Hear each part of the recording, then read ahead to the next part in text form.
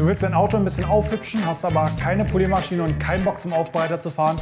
In diesem Video wollen wir mal verschiedene Handpoliersysteme zusammen mit Dr. Wack vorstellen.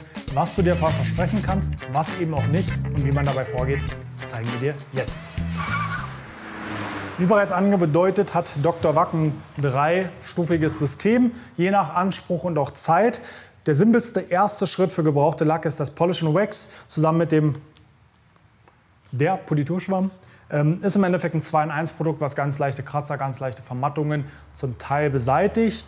Zum anderen Teil auch einfach überdeckt für eine gewisse Zeit. Ne? Man muss immer überlegen, was will ich? Ich will, dass das Auto gut aussieht für eine gewisse Zeit und kann von Hand einfach nicht alle Kratzer entfernen. Das soll dieses Produkt machen. Dr. Wack verspricht, wir haben hier so eine ein Lackpflegeplan heißt es, eine Kratzerentfernung und Abdeckung in einem Arbeitsgang für 3 bis 6 Monate. Ich habe mir erklären lassen, das geht dabei davon aus, das wird getestet, indem Sie Ihre Firmenwagen normal fahren, einmal im Monat von Hand waschen und dann eben die Anzahl angeben bei einem normalen durchschnittlichen Fahrleistung von 10.000 bis 15.000 Kilometern bis zu 3 bis 6 Monate. Dürfen wir uns nichts vormachen.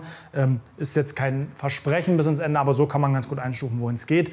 Ich gehe davon aus, ein Teil der Kratzer wird vielleicht abgemildert, entfernt, ein anderer Teil wird überdeckt, was für so ein Produkt eigentlich auch in Ordnung ist. Wir werden uns das Ergebnis einmal direkt nach der Anwendung, nach dem Abwischen angucken und danach noch einmal nach dem Entfetten und dann beurteilen, für wen es geeignet ist und was wir davon halten. Als erstes packen wir es aus und dann geht's los. So, ja, so spektakulär ist es nicht. Kommt in dieser Flasche hier mit einem normalen Schraubverschluss, wahrscheinlich ja, mit einer Dosieröffnung. Und dann kann man sich das Produkt einfach auf diesen mitgelieferten Schwamm dosieren. Dr. Wack sagt natürlich, mit dem Schwamm ist das Ergebnis am besten. Man kann mit Sicherheit auch mit Handpolierhilfen arbeiten, aber wir wollen uns einfach mal an die Empfehlung halten, weil dieser Schwamm halt für das Produkt getestet ist. Und dann gucken wir einfach mal, wie weit wir damit kommen. Ich finde ganz schön, dass er recht groß ist. Ne? Sonst arbeitet man ja mit diesen 80er. Ich schätze mal, das ist dann die Hälfte an Polierfläche. So hat man schon mal das Doppelte erreicht. Ganz wichtig, ja, steht auch hier drauf, werde ich aber auch gleich noch mal erklären. Nach dem Verteilen auf dem Bereich ganz viel Druck, weil der Druck sorgt dafür, dass das Schleifkorn, was hier enthalten ist, sich zerlegt, auf dem Lack arbeitet und wirklich abtrakaziert. Also es darf nicht nur eingewachst werden, sondern wirklich mit viel Druck. Wir arbeiten jetzt hier in der Mitte der Tür. Dran denken, wenn man hier Kunststoffleisten oder Gummileisten hat, vorher mit Lackklebeband oder mit Krepp abkleben, damit die nicht beschädigt werden. Lass uns mal starten, wir gucken mal, was abgeht.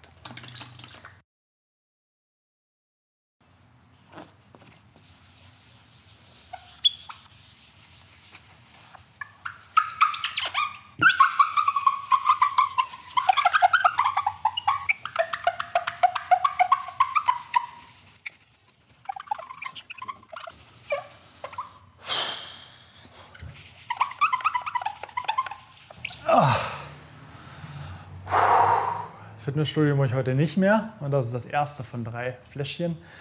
Ja, verarbeiten habt ihr gesehen, ging ziemlich einfach. Das Arbeiten an sich war auch super easy, also wirklich mit viel Druck aufpolieren. Man sieht, man holt auch noch ein bisschen so Dreck aus den Kanten, den man beim Waschen nicht abgewischt hat. Natürlich ganz wichtig ist die Vorarbeit. Der Lack muss sauber sein, der Lack muss trocken sein. Wenn er sich irgendwie picklig anfühlt, am besten mit Lackreinigungsknete behandeln.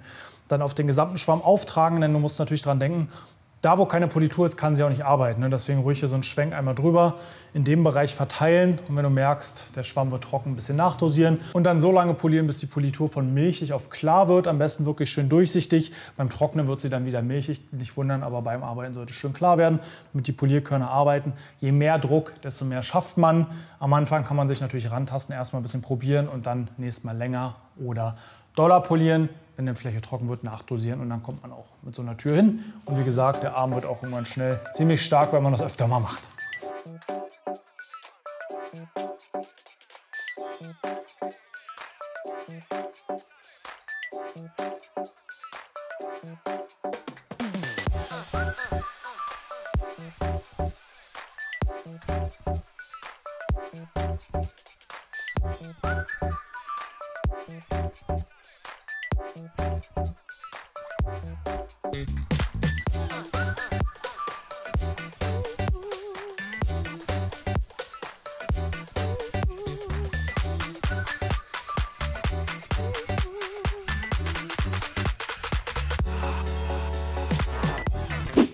So, nach dem gemischten Schritt sozusagen, der mich eigentlich schon, also für das, was ich erwartet hätte, schon begeistert hat, nehmen wir jetzt die Speed Polish, eine Politur, die wirklich auch Cut haben soll, vielleicht einen kleinen Grauschleier hinterlassen kann und deswegen nochmal in Wachs getoppt wird. Wir wenden das jetzt hier in dem Bereich an, weil leider auf der Tür haben wir irgendwelche Läufer, irgendwelche Anätzungen. Das heißt, es ist nicht repräsentativ. Deswegen machen wir jetzt hier auf den liegenden Flächen weiter. Die sehen besser aus. Mal gucken, was die Speed Polish kann.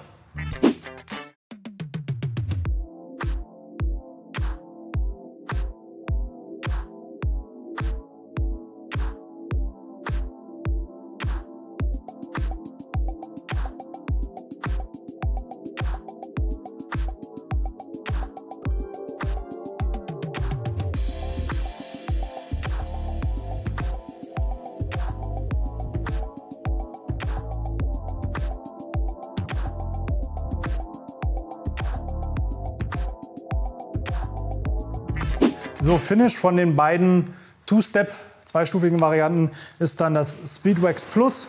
Eine Canauba-basierte Lackversiegelung mit einer Haltbarkeit von bis zu 6 Monaten. Wie gesagt, wie es getestet und festgelegt wird, habe ich schon gesagt. Ich denke mal, hier ist das typische Polierprinzip von früher dargestellt. Nämlich wir machen mit der Vorpolitur eine leicht raue, milchige Oberfläche in dem Bereich und decken die halt einfach damit zu. So hat man früher ewig lang poliert. Wir machen es jetzt mal hier, entfetten dann danach und gucken mal, ob das auch ein bisschen was hält.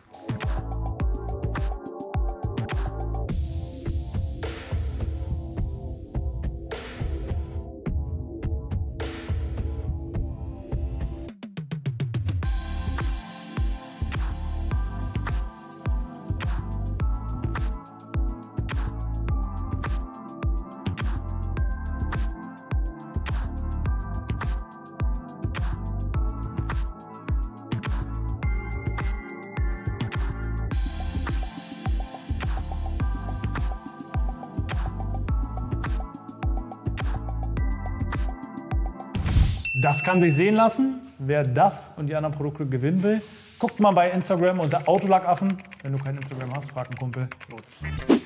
So, das High-End-Produkt, weniger drin und sogar teurer, habe ich mir erklären lassen. Was es so besonders macht, erkläre ich euch nachher nochmal in Ruhe. Wir nehmen jetzt die Show in Shine Polish. Ich finde, das Wort Shine spricht immer für Wachs, soll aber auch eine reine Politur sein, die Kratzer entfernt. Wird auch getoppt mit dem Wachs. Aktuell laut Lackplan noch mit dem Lackbalsam. Ich habe mir aber sagen lassen, es kommt bald aus dem Programm. Also ist auch das Speedwax Plus 3 danach das Finish. Wir polieren mit dem vor, zeigen es euch in Fetten, machen es Wachs drauf und dann reden wir am Ende mal über alles.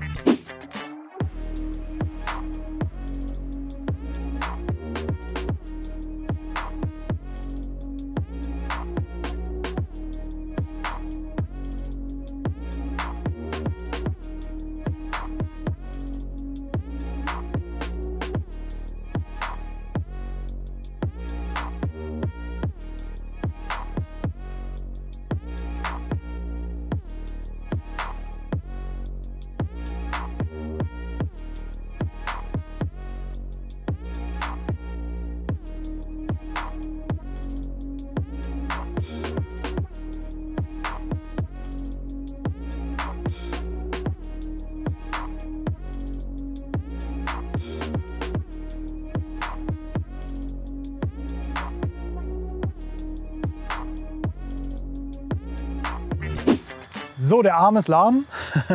Ich habe alles noch mal sacken lassen, ein bisschen Meinungen und erste Empfindungen habt ihr ja schon eben gerade bei den Bildern in der Halle gesehen. Ich werde jetzt noch mal die einzelnen Produkte durchsprechen, noch mal so ein bisschen meine Meinung und ein paar Facts noch mal dazu sammeln und noch mal ein Fazit ziehen. Fangen wir mal an. Polish & Wax. Ein 2-in-1 Produkt, soll leicht polieren, dann mit einem Wachs finishen sozusagen. Ziel ist halt immer eine schöne Oberfläche, ne? Ziel der Produkte ist es nicht, dass man sie mit ISO abwischt oder auch mit Silikonentferner abwischt. Es ist kein Profi-Produkt, es ist nichts, was jetzt hier halt wirklich in den Lackbereich geht, sondern es geht darum, dass das Auto gut aussieht über einen angegebenen Zeitraum. Das muss man sich immer im Hinterkopf behalten, mit einem gegebenen Aufwand und auch Materialaufwand. Bei der Polish & Wax ist mehr passiert, als ich dachte tatsächlich. Also auch auf dem Lack hatten wir ein schöneres Bild, als ich erwartet hätte. Man sieht natürlich noch so diese ganzen Ausläufer der Kratzer, aber ich würde schon sagen, wir haben vielleicht 30–40% beseitigt bzw. unsichtbar gemacht. Auch nach dem Entfetten sah das Bild nicht viel schlechter aus. Von daher ein Produkt, was für Leute, die sagen, hey komm, alle 3–4 Monate frische ich das Auto mal auf, habe ein bisschen Muckis in den Armen, zieh mal durch und habe dann ein konstant gutes Bild, habe zu wenig Lackabtrag, kann wenig falsch machen, es entsteht kein Grauschleier. Ist ein Produkt, hat irgendwo seinen Zweck, ne? Finde ich, kann man durchaus machen, hat seinen Zweck, wie gesagt. Nächste Variante, die erste echte Politur, Speed Polish. Rücksprache mit Dr. Wack, also der grobe Unterschied zwischen der und dem nächsten Produkt ist, dass hier natürliche Schleifkörner drin sind, die unterschiedlich groß, unterschiedlich hart und unterschiedlich geformt sind. Das heißt, ich habe einfach ein nicht ganz so garantiertes Ergebnis, wenn ich aufhöre zu polieren, dass ich nicht nochmal da vielleicht einen leichten Schleier drauf habe, weil noch ein paar große Schleifkörner da waren. Und das hat sich auch auf dem Lack gezeigt. Also er hat tatsächlich für eine Handpolitur ordentlichen Abtrag, da kann man nichts sagen. Hinterlässt aber auch einen Grauschleier, den ich am Ende mit dem Wachs toppen muss, sodass ich den überschminke. Auch hier unter dem Aspekt, was habe ich am Ende, wie sieht es am Ende aus, und selbst nach dem Entfetten ist es ein gutes Ergebnis. Aber es ist halt kein echtes Ergebnis, sondern halt ein zusammengemischtes Ergebnis. Was nicht schlecht ist, man muss es aber nur betrachten und man muss es nur wissen. Von daher für mich nicht ganz so mein Lieblingsprodukt von den Varianten. Wenn ich die Wahl hätte, würde ich tatsächlich empfehlen, gebt 1 Euro mehr aus. Nehmt diese Show and Shine Polish, weil die macht tatsächlich Cut. Und wir haben das schön gesehen im Randbereich, ja, wo ich nicht gerade im ersten Durchgang nicht wirklich bis zum Ende poliert habe, sondern nur einmal lang gegangen bin, hatten wir richtige Polierspuren. Also wir haben hier ein synthetisches Polierkorn drin, was kontrolliert groß, hart und geformt ist, sodass wir ein gleichmäßiges Abtragsergebnis haben, was auch dann am Ende ein besseres Finish geht. Ne? Auch hier überraschenderweise, ich würde sogar sagen, wir haben ja mit Absicht einen sehr zerstörten Lack gewählt, um einfach mal einen Härtetest zu machen, um zu zeigen, hey, was geht und was geht nicht. Dieses was geht nicht ist fast wichtiger als das, was geht. Und ich finde, wir haben gesehen, 50–60% sind weg. Also echtes Ergebnis mit Silikonentferner entfettet, von daher auch ein echtes Ergebnis von Hand, was mit Sicherheit sehr anstrengend ist, aber auch echt sich sehen lassen kann. Also wer damit um sein Auto einmal rumgeht und das vernünftig verarbeitet, hat eine gute Defektkorrektur, die vielleicht schon an eine einstufige Maschinenpolitur ranreicht. Dazu kommen wir später noch mal zu dem Thema. Am Ende noch gefinisht von einem Wachs, nimmt vielleicht noch mal einen leichten Grauschleier an den Rändern weg, wo man nicht perfekt auspoliert hat.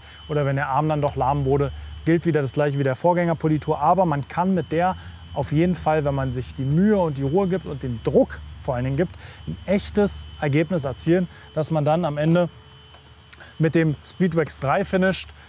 Hier kann ich jetzt nur von der Anwendung sprechen. Es ließ sich super einfach auftragen, super einfach abwischen, ist extrem glatt. Wir zeigen euch jetzt hier noch mal ein paar Beading-Bilder direkt danach. Zur Haltbarkeit kann ich jetzt noch nichts sagen.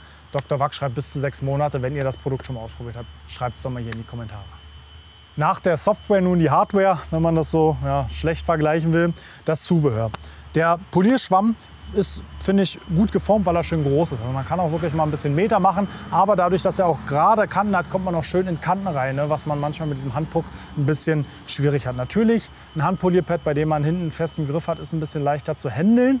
Aber insgesamt, wie gesagt, ich finde, der lässt sich ganz gut bearbeiten, der liegt gut in der Hand, der ist hart genug, dass man auch vernünftig arbeiten kann. Ich würde mir empfehlen, oder würde euch empfehlen, wenn ihr das machen wollt, kauft euch 2, dass ihr wirklich mal nach einem Bauteil, wo auch durch eure Handwärme und den Druck der Schwamm weicher wird, den man zur Seite legen könnt, 10 Minuten ruhen lassen könnt und einen zweiten Schwamm nehmt. Das ist einfach besser, weil irgendwann, denke ich, verformt er sich sonst ganz.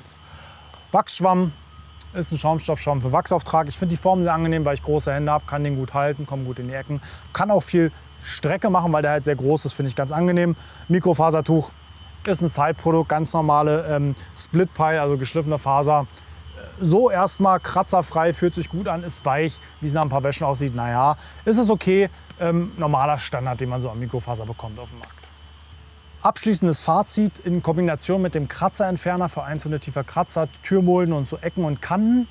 Mit der Handpolitur kann man doch einiges reißen. Ich muss sagen, mehr als ich erwartet hätte. Und ich denke, es gibt eine riesengroße Zielgruppe für die das vollkommen ausreichend und ein super Produkt ist.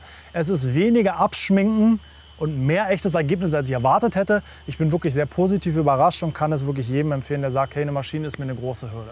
Und für alle, die sagen, hole ich mir eine Maschine oder mache ich es von Hand, im nächsten Video werden wir auch mal vergleichen, was in einem ähnlichen Aufwand mit einer Einsteigermaschine möglich ist im Vergleich zu so einer Handpolitur und hoffen, euch dann noch mal die Entscheidung ein bisschen abnehmen zu können. An dieser Stelle danke fürs Zuschauen, weiter trainieren. Haut rein.